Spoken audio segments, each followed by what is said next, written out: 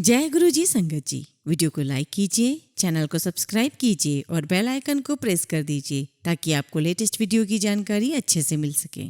जय गुरु जी संगत जी। गुरु जी का अनंतम अनंतम शुक्राना। गुरु जी के श्री चरणों में कोटि कोटि प्रणाम और प्यारी प्यारी संगत को जय गुरु जी। संगत जी, हम सभी मनुष्य कुबुद्धि रूपी कीचड़ से भरे हुए हैं। हम सभी न जाने कितने जन्मों में जन्म लेकर पाप भी किए होंगे, परंतु उन्हीं जन्मों में कोई ऐसा पुण्य हमसे हुआ है जिसके फलस्वरूप हमें इस जन्म में गुरुजी मिले हैं। हमारी कुबुद्धि को सुबुद्धि में बदलने के लिए, हमें भटके हुए रास्ते से सही मार्ग पर लाने के लिए और मोक्ष प्राप्ति के लिए गुरुजी हमें मिले हैं। इस सुअवसर को हमें गंवाना नहीं है। यह जीवन मिला है, गुरुजी मिले हैं, तो हमें गुरुजी के अनुसार ही यह जीवन जीना चाहिए। चाहे जैसा समय हो, गुरुजी के अनुसार ही चलना चाहिए, क्योंकि इसका अंत बहुत ही ज्यादा सुंदर होगा। इस बात का अर्थ सत्संग के अंत में कहानी के माध्यम से आपको मिलेगा। आज के सत्संग भी बहुत सुंदर हैं, बहुत ही प्यारे और महत्वपूर्ण हैं। आप सारे सत्संग अंत तक सुने और पूरा सुने। हम सत्संग शुरू करें उससे पहले आपसे निवेदन है कि आप सभी अपने सत्संग सुंदर लिखावट में हिंदी में ईमेल आईडी और व्हाट्सएप पर शेयर कर सकते हैं, और चाहे तो आप ईमेल आईडी और व्हाट्सएप पर टाइप भी कर सकते हैं। तो चलिए संगत जी, सत्संग शुरू करते हैं। आज का पहला सत्संग हम गौरव और निधि सिंघल आंटी और अंकल का सुनेंगे।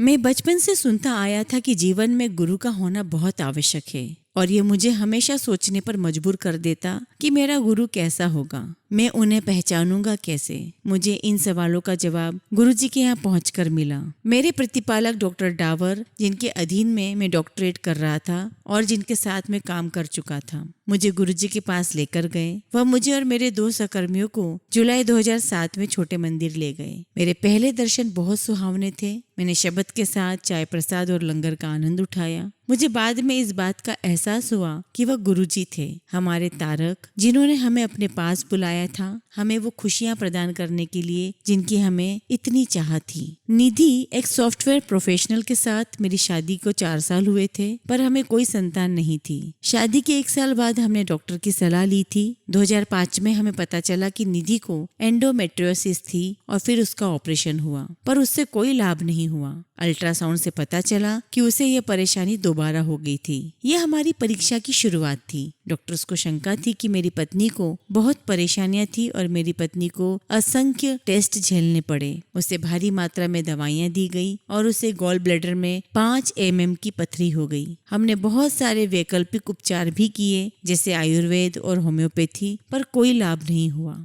अंत में ऑपरेशन के 2 साल बाद 2007 में डॉक्टर्स ने हमें कहा कि IVF ही एक विकल्प था। यह वो साल था जब हमें गुरुजी के दर्शन हुए थे। मैं और मेरी पत्नी नवंबर 2007 में पहली बार एम्पायर स्टेट साथ गए। IVF का दौर शुरू करने से ठीक पहले हमारी समस्या के बारे में किसी को भी पता नहीं था। मैंने एम्पायर स्टेट जाकर प्रार्थना की कि परिणाम सकारात्मक आए, पर दिसंबर में जब IVF का एक दौर खत्म हुआ तो परिणाम नकारात्मक आया और हम निराश हो गए। यह वो समय था जब हमारे जीवन में गुरुजी का सही मायने में प्रवेश हुआ। हमें इस उदासी के साए से निकालने के लिए वो नकारात्मक परिणाम आने के कुछ दिनों के अंदर ही मुझे पता चला कि मेरे थीसिस की सारी रेफरी रिपोर्ट मिल गई थी। IIT दिल्ली में मेरे सुपरवाइजर मेरे परीक्षक के पास गए थे और मेरे थीसिस का प्रत्युत्तर जो 2 जुलाई 2008 को होना था उसके लिए उपस्थित होने के लिए मान गए थे, जबकि उन्हें 1 हफ्ते से भी कम का समय दिया गया था। इसके बाद से हम गुरुजी के दर्शन के लिए हर रविवार छोटे मंदिर जाने लगे। गुरुजी के आशीर्वाद का पहला संकेत और हमने अपने जीवन में सकारात्मक बदलाव मार्च 2008 में देखे। अपने बॉस के द्वेष, काम का खराब वातावरण और प्रलोभन के अभाव के कारण से मेरी पत्नी अपनी नौकरी में खुश नहीं थी। हमारे निजी जीवन में समस्याओं के कारण से मेरे बार बार दबाव डालने पर भी और अपने काम में बहुत निपुण होने पर भी वह दूसरी नौकरी के लिए कोशिश नहीं कर रही थी। अंत में फरवरी 2008 के अंत में उसने एक नौकरी के लिए कोशिश की और 10 दिन के अत्यंत दुखदायी इंतजार के बाद उसे वह नौकरी मिल गई। 15 अप्रैल 2008 को उसने एक वित्त संबंधी कंपनी के लिए काम करना शुरू किया। यद्यपि वह बहुत अनिश्चित थी, हालात कुछ ऐसे और इतने तेज गति से हुए कि उसने यह निर्णय ले ही लिया। गुरुजी ने उसके लिए जो जगह चुनी वह उसे पसंद आई। अब उसे कोई परेशानी नहीं थी। वहाँ के काम का वातावरण तनाव मुक्त था और उसका वेतन दोगुना हो गया। हमारे निसंतान होने के फलस्वरूप गुरुजी ने हमें होम्योपैथिक डॉक्टर के पास वापस निर्देशित किया और मेरी पत्नी को प्रसाद भी दिया। हालांकि मई 2008 में जो महासमाधि दिवस का आयोजन हुआ हम उसमें नहीं जा पाए। एक भक्त श्री सिंगला मेरी पत्नी के लिए थोड़ा लस्सी प्रसाद लेकर आए। अगले अल्ट्रासाउंड में एंडोमेट्रियोसिस और पित्त पथरी पूरी तरह से हट गए थे। यहाँ तक कि जब हमने डॉक्टर को पथरी के बारे में बताया तो उसने अपने दिए हुए पर्चे को कई बार देखा और बोला कि पथरी के लिए तो उसने कभी दवाई लिखी ही नहीं थी और फिर भी पथरी गायब हो गई थी। फिर भी फर्टिलाइजेशन को लेकर कोई ठोस परिणाम मिलने से अभी हम बहुत दूर थे। यह सोचकर कि संभवतः थायराइड की समस्या भी हो सकती थी हम एक और डॉक्टर के पास गए, लेकिन समस्या ऑस्टोमलेशिया यानी कि हड्डियों का नरम पड़ जाना निकला, जो कैल्शियम की कमी और पैराथायराइड की अधिक मात्रा की वजह से होती है। मैं बहुत परेशान हो गया, लेकिन निधि का गुरुजी में विश्वास पक्का था। गुरुजी ने हमारी प्रार्थना का जवाब दिया और एक बहुत अच्छे डॉक्टर के पास निर्देशित किया। कैल्शियम और कैल्शियम की नियमित खुराक से 3 महीनों में इस समस्या का उपचार हो गया। इसके बाद कई संदेशों और बड़े मंदिर में अपनी गद्दी पर दर्शन देकर नवंबर 2008 में गुरुजी ने हमें विशेष उपचारों की तरफ निर्देशित किया। साथ ही हमने एक्यूपंक्चर भी कराया। फरवरी 2009 में निधि गर्भवती हुई। गुरुजी ने हमें जो सौगात बख्शी उसके लिए मैं अपना आभार शब्दों में व्यक्त नहीं कर सकता। हमारे लिए जो भी अच्छा होता है गुरुजी हमेशा वो हमें देते हैं। गुरुजी ने कई बार और कई जगहों पर अपनी उपस्थिति होने का आभास कराया है। सपनों में दर्शन के द्वारा उनकी सुगंध जो कभी कभी, और ऐसे कई और भी उदाहरण हैं। जैसे कि गुरुजी की कृपा से मेरा साला अपनी नौकरी बदल पाया 15 सालों की कोशिश के बाद। गुरुजी ने हर कदम पर उसका मार्गदर्शन किया है। गुरुजी ने हमेशा मेरी रक्षा की है। मेरी यही प्रार्थना है कि वो हमेशा हमें अपनी शरण में रखें, अपने चरण कमलों के पास, और हम पर और सारी संगत पर अपना आशीर्वाद बरसाते रहें। जय गुरुजी। शुक्राना गुरुजी। संगत जी, हम अगला सत्संग विनोद बगई अंकल का सुनेंगे। 2006 की शुरुआत में मैं नाभा पंजाब में अपने होम टाउन गया और वहाँ से गुरुजी पिंड डुगरी के लिए निकला। मैंने गुरुजी के आगे माथा टेका, थोड़ी देर बैठा, संगत के साथ सत्संग किया और फिर शाम को वापस नाभा पहुंचा। रात को मुझे पता चला कि मेरी मौसी जो मोरक्को में रहती है मुझे वहाँ से फोन करने की कोशिश कर रही थी। उन्होंने मुझे मोरक्को आकर बस जाने का निमंत्रण पत्र डाक से भेजा।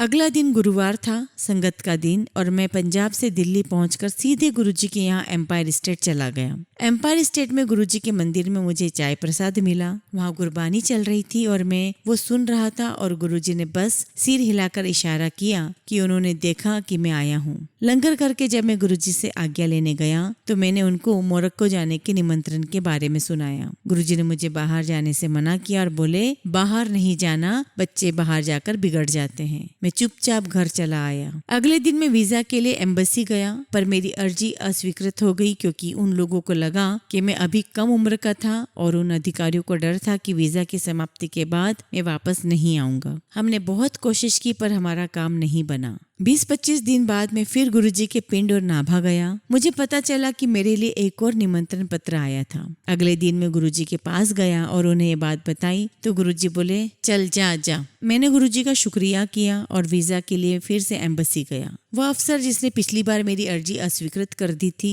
मुझे देखकर मुस्कुराया। मेरा हंसमुख बर्ताव देखकर वह विस्मित था। एक बार अर्जी स्वीकारी न जाने पर किसी को भी एक तनावपूर्ण व्यवहार की अपेक्षा होती है, लेकिन गुरुजी की मंजूरी मिलने के बाद मैं आश्वस्त था कि परिणाम अच्छा होगा। गुरुजी के आशीर्वाद से मेरे पासपोर्ट पर 2 महीने के वीजा की स्टैंप लग गई। उसके बाद मैं 2 देशों की यात्रा पर गया और ठीक 2 महीने बाद लौटा। यह महज एक इत्तेफाक नहीं था कि दोनों बार नंबर 2 था मेरी यात्रा की अवधि और देशों की संख्या जहां मैं गया। आखिरकार गुरुजी ने मुझे जाने के लिए 2 बार कहा था, जा। एक अंकल जो मुझसे पहले देश के बाहर गए थे को एयरपोर्ट पे 9 घंटे इंतजार करवाया गया था और उन्होंने फोन करके मुझे आगाह किया था कि एयरपोर्ट पर बहुत कड़ी जांच हो रही थी और मुझे सावधानी बरतनी चाहिए। मैंने उनसे कहा कि मैं गुरुजी के आशीर्वाद से जा रहा था और मुझे चिंता करने की कोई आवश्यकता नहीं थी। इसके बाद की घटना मेरी श्रद्धा के अनुकूल हुई। मुझे एयरपोर्ट पर 9 मिनट भी इंतजार नहीं करवाया गया और मैं अपनी मंजिल सकुशल और आराम से पहुंचा। यह सब गुरुजी के आशीर्वाद से ही हुआ। नवंबर 2006 में मैं अपने दोस्त के साथ वैष्णो देवी गया। गुरुजी के आशीर्वाद से हमारी यात्रा आरामदायक और सुरक्षित रही। आमतौर पर वहाँ दर्शन के लिए बहुत भीड़ होती है और दर्शन के लिए एक दिन से ज्यादा भी लग जाता है, परंतु सौभाग्यवश वहाँ से हमारी रवानगी के 2 दिन पहले ही हमें दर्शन हो गए। क्योंकि ट्रेन में आरक्षण मिलना बहुत कठिन होता है, हमने अपनी वापसी की टिकट पहले ही करा दी थी। अब क्योंकि हम दर्शन कर चुके थे, हमने अपनी वापसी के सफर की तिथि आगे कराने का निश्चय किया। अपने पहले की बुकिंग रद्द कराने और नई टिकट लेने के लिए हम टिकट काउंटर पर गए। हमें जो नई टिकटें मिली उसका नंबर 89 था, जिसका मतलब हमें सिर्फ आधी सीट मिलनी थी। सारे रास्ते हमें बैठकर वापस जाना था। क्योंकि मैं दिल्ली में रेलवे में कॉन्ट्रैक्टर हूँ, मैंने रेलवे में अपने एक जानकार को फोन किया, लेकिन मुझे कहा गया कि लोगों की बहुत भीड़ होने के कारण टिकट कंफर्म होना मुमकिन नहीं था। मैंने अपने जानकार को कहा कि अब सीट के लिए मैं उच्चतम अधिकारी गुरुजी से निवेदन करूंगा।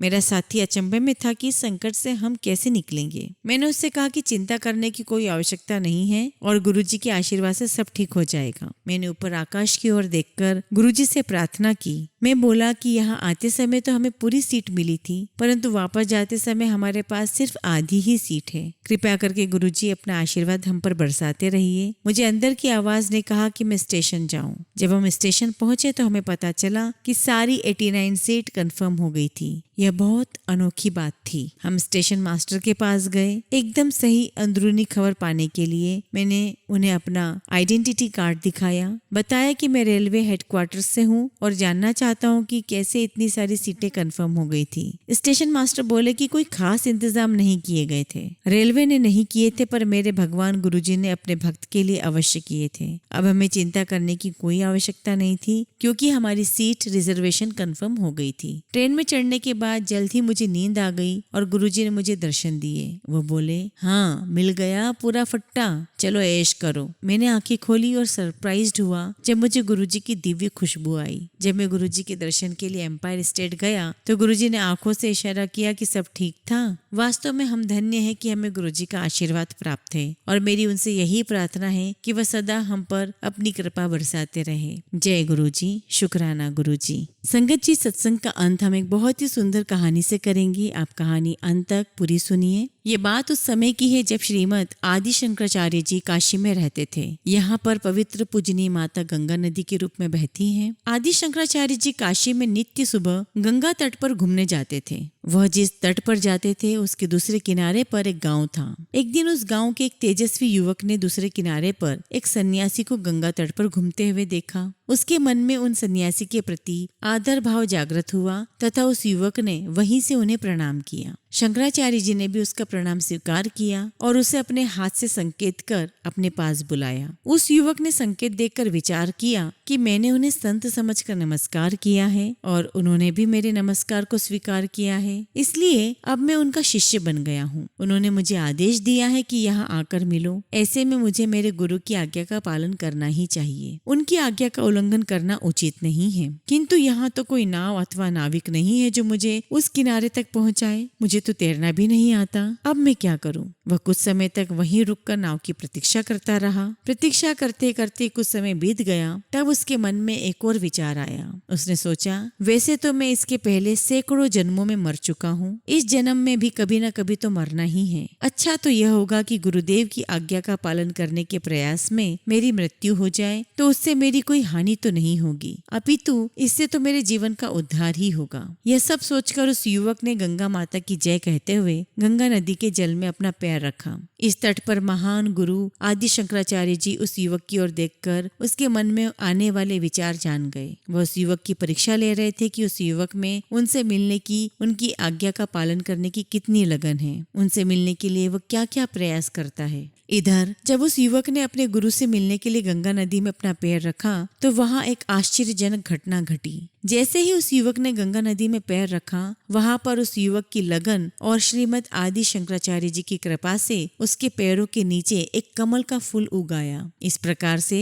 वह गंगा नदी के जल में जैसे जैसे आगे की ओर कदम बढ़ाता जाता, वैसे ही उसके पैरों के नीचे गंगा नदी में उस स्थान पर कमल के फूल उग जाते और वह उस कमल के पुष्प पर अपने पैर रखकर आगे बढ़ने लगा तथा जिस स्थान पर आदि शंकराचार्य जी खड़े थे वह युवक इस प्रकार से वहां तक पहुंच गया। आदि शंकराचार्य जी को देखते ही वह उनके चरणों में गिर पड़ा। उसकी आंखों से आंसू की धारा बहने लगी और आदि शंकराचार्य जी के चरणों को अपने आंसुओं की धारा से भिगो दिया। शंकराचार्य जी उसकी लगन से अत्यंत प्रसन्न हो गए। गंगा में चलते समय वह जहाँ जहाँ भी अपना पैर रखता था वहाँ वहाँ कमल उग जाते थे, इसलिए आदि शंकराचार्य जी ने उस युवक का नाम पद्म पादाचार्य रखा। आगे चलकर श्रीमद शंकराचार्य जी के 4 प्रमुख शिष्यों में से यही पद्म पदाचार्य एक प्रमुख शिष्य बने। इस घटना से सिद्ध होता है कि यदि शिष्य कठोरता से, तत्परता से और प्रामाणिकता से गुरु आज्ञा का पालन करता है तो उसके लिए परिस्थितियां भी अनुकूल बन जाती है। इसलिए संगत जी,